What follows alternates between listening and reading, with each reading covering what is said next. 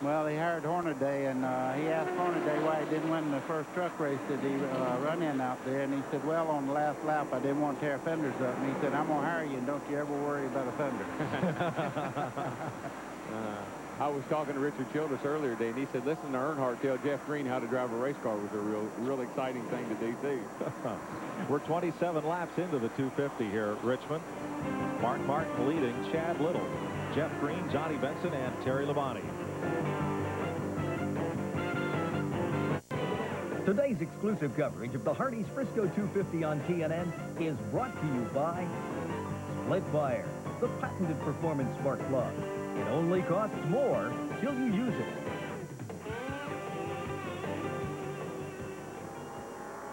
There's the aftermath of Hermie Sadler's spin. John Tanner spun in turn 4 and squeezed Sadler up into the wall. Hermie was running in 9th position. Tanner was a lapped car. And coming out of turn number 2, Curtis Markham and Morgan Shepherd got together going into the back straightaway just as we went to break. So it's happening fast and furious here with just 30 laps into the event. Darrell, after running up from qualifying, glad you could get here, man. Well, everything's out of kilter today. You know, the schedule's all messed up. But I have to give Gary Nelson and all these guys a big pat on the back, because earlier this morning I never thought we'd see a race car on the racetrack. We got qualifying over with. We got the Busch race going on. I don't know how they do it. I don't know who's got the connection, but every time we got weather, they seem to be able to get the thing done anyway. Well, since you're the one among everybody here who has firsthand knowledge, what is the racetrack like? Well, it's really good, and you know, this is a little bit different tire than we had here last race, and the tire seems to be real good, and the track's in good shape. They got it dry down low. That was the problem we had early. They used the jet dryer, and they got the thing dried up, and it's in good shape. It's fast and tight because it's cool weather, you know. So let's show you what happened here. That is the aftermath of Sadler's car. Wow, that's after he got in the wall there. He's coming into the grassy area in front of the grandstand here. You see it go out, and then he hits grass here. Yeah. The thing I don't understand, buddy, was it looked like he was spinning the rear tires trying to get out of there, and that would appear to be a blown engine. So I'm not sure exactly what happened. Now this is down in turn 2 here. Morgan gets in the back of Markham just a little bit there. Don't take much coming out of that corner and turn you around. Yeah, the white car, 99, I believe it was, or 57. I'm not sure which one it is. What's this white car out here? Is that Bessie? 97? 97. He and the Markham kind of had a little casual contact going into turn 1, and that kind of threw everything out of shape there. And then Morgan, I think, probably got in the gas. Markham didn't, and gave him a boot. Let's go to Glenn. Well, guys, Terry Labonte has brought his car back in. He was complaining of a push, as Buddy said earlier. They brought the car in under that caution period, put a rubber in the right front, and adjusted the left rear. But when they sent him back out, the NASCAR official was standing right there on the scene. They missed the lug nut on the right front. They had to bring Terry back in to take care of that problem. It didn't really hurt him because he was way back toward the back of the field anyway, but he's sure hoping that car will drive a lot better. He was really complaining of that push. Thanks, Glenn. Patty Moise also makes a pit stop under this caution. L.W. Miller's car is behind the wall with the hood up. We're under caution. We'll be right back. Combs made a pit stop just as the green flag waved, lost a lap in the process. Mark Martin leading, Chad Little in the lapped car of Tracy Leslie, and that of Curtis Markham. Jeff Green is the third place car. Johnny Benson in hot pursuit. There's that battle. And right with them, Busch champion David Green in the Slim Jim 44. Ooh, Mike Wallace dropped down and almost took the snout off of David Green's car there. Boy, he had a lot of trust in Green there. He started across, and he really was in a blind spot on the race car there, and I'm sure Mike never was aware that he was under him, but that could have been a wreck. You know, that 72 car, isn't it always this way, buddy? You have trouble smoking, and you lose some time trying to fix it, and then you got one of the fastest cars out there, and it doesn't do you any good. Yeah, right. You can see he's eating Chad Little up in the corner right now. Yeah, he is 4 laps off the pace, at least. After that first stop, actually he's way down the list, 18 laps down after 2 stops. Well, David Green retakes the spot from the Duron Paints number 90 of Mike Wallace. Ooh, Mike's a little loose coming up out of that corner over there. Well, that's not unusual, Darrell, to see cars kind of fishtail coming up out of 2. No, there's a transition there, buddy, from the banking onto the flat. You can see it if you catch the angle just right, and the cars go they get loose right there. Got a car smoking down here. Second place, Chad Little, and he's got a lap car. Tracy Leslie hung right on to him. There's Little a little loose there. Saying they're a little loose is like saying it's a little cold today. Yeah, it's kind of like saying it's minor surgery as long as it ain't happening to you. Right. That's kind of what a little loose is. That's right. On that front, a hello to Harold Elliott. Yeah. Engine builder for Rusty Wallace's Winston Cup championship team in '89. Pneumonia and heart trouble. He's in the hospital, and we sure hope everything turns out okay. Yeah, we'll sure say a prayer for him. I tell you what, he's one of the great ones. If anybody knows anything about motors in this sport, that's Harold Elliott. Yeah, and Scott Mercer, I'm sure that they got the TV on today. We want to say hi to him. We kind of neglected to do that last week. We got busy and done other things, but Scott's better, and I just want to say hi to him. Smoking and flying. That's him. Tracy Leslie. Ooh, Chad's not going to be happy about this. No, I wouldn't say. I'd say the Black Flag will probably find a way to find the 72 car here pretty quick. Yeah, you can ride behind people smoking, but you can't get up in front of them like that and smoke. And here comes Jeff Green. Chad Little backed out of it to get away from Tracy Leslie, and Jeff Green is going to move up and take up the spot. Yeah, so you don't know when a car's smoking like that. I mean, your instinct is it's blowing up or there's something bad wrong with it, so you're going to give that guy a little extra room. He gave him a lot of room, and he lost second place on account of it. The black flag is out for Tracy Leslie. That's a shame because he is running. Here comes Johnny Benson up to the inside of Chad Little, and the teapot goes. Well, Benson said several times it's just a matter of time. They got a great car, great driver, and everything's in place to make a good run for the championship and a chance to win a race or two. Yeah, he is a very talented driver. I can assure you that. Napa, we keep America running. Here's how they're running at 45 laps. Benson's got a busy weekend. He and Jeff Fuller, some of these other drivers, get on a plane and go up to Race-A-Ram in Springfield, Mass. for tonight and tomorrow. So he's in a hurry to get this one over as well. Wants to get it over up front. Darrell, Chad Little's reporting that his car's pushing real bad, so you know what that's like here. I mean, that's just about as bad a thing as being too loose. Yeah, well, it's actually worse because you just can't ever get back in the gas as quick as you'd like to, and you lose a lot of middle of the corner speed. David Green in the 44, now up on the back bumper of Chad Little. Morgan Shepherd, he's in the pits. I think he's going behind the wall. Now the cheerwine number 21 goes behind the wall. Let's go to Randy Pemberton. Hermie Sadler absolutely heartbroken. We heard the car backfire on Hermie. What happened to it? Nothing. The car was running fine.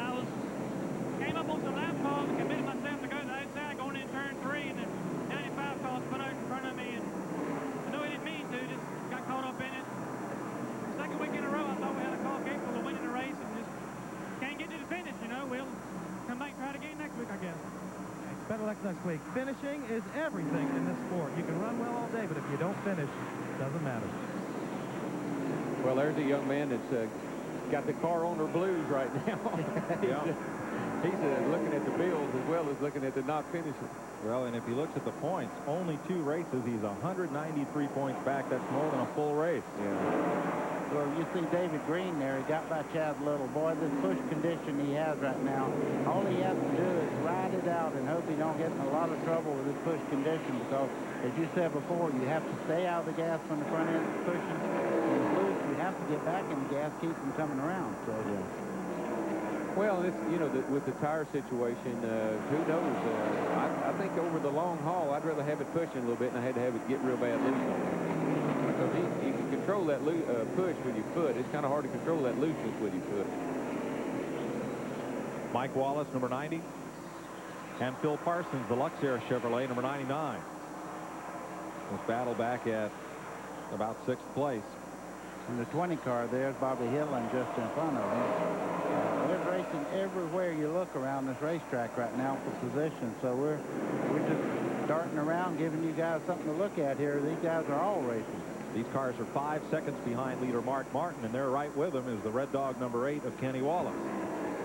Kenny looked like he was having a little loose condition coming off 2 over there. He was flirting with that wall. If he flirts long enough, he'll get a date. Yeah. Well, the whole deal is no practice, not enough time to really get out here and get your car dialed in for the race itself. These guys were on the track yesterday morning just for a few minutes, and now they're racing. Look at Jason Keller. track record holder, and Mike McLaughlin, the black flag number 34. McLaughlin's hard to keep up with. 1 week the car is orange, the next week is red and black. He's really hard to keep up with. But the name, number stays the same. Right, Yeah. good thing. Larry Pearson right with them, two-time champion. Well, I expect to see the 34 car with McLaughlin and that crowd. I expect to see them run up front. They're working on some things right now, but I think that's a good team right there. They can do a lot of. They can win some races. The 92 car, the black and yellow car there, that's Larry Pearson. He's hoping for a good finish today, too. He's had a terrible start. Yeah, this year. he really has, buddy. He needs something good to happen to him. He just can't seem to get it all together. Let's go behind the wall. Here's Glenn. Well, guys, Morgan Shepherd has brought his Cheerwine Ford into the Busch Grand National Garage here. Morgan, what happened?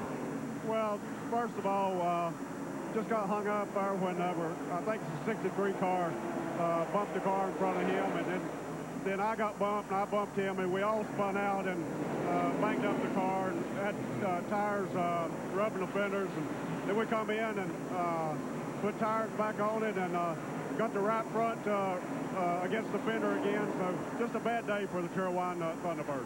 Did you learn anything at all about the racetrack maybe for tomorrow? Yeah, we did.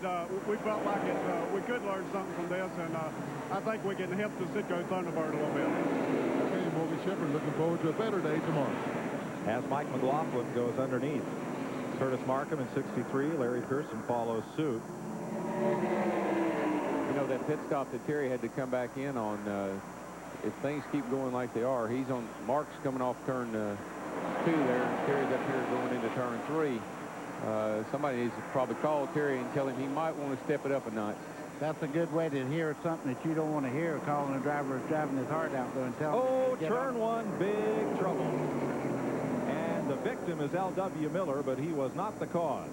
No, but I just, that car is, several cars have hit him already. The yellow is out. As they came down the front straightaway, the number 16 was going very slowly, Jerry Foyt. Joe Bessie went all the way down under the apron to get past him, and when Bessie tried to come up in line, they were going into that corner 3.5 wide. And as damp as it is down on the bottom, that is not going to work. That 18 car, it's either got a cylinder gone in it or there's something wrong because he hadn't been able to run up really fast enough to stay out of people's way, and he got tagged a couple other times. They were behind the wall for a while, brought it back out, and now rookie L.W. Miller sits in turn number 2 as we go to break. 60 laps are complete. Here's how they're running.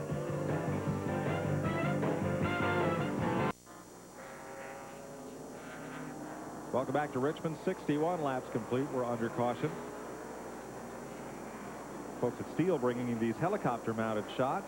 Powerful, easy to use, and durable power equipment. Steel. Boy, I tell you what, low as the ceiling is today, that guy up in that helicopter deserves some recognition, too. I think he's as brave as the race car drivers are. Second caution of the day. First one came out for 2 two-car spins.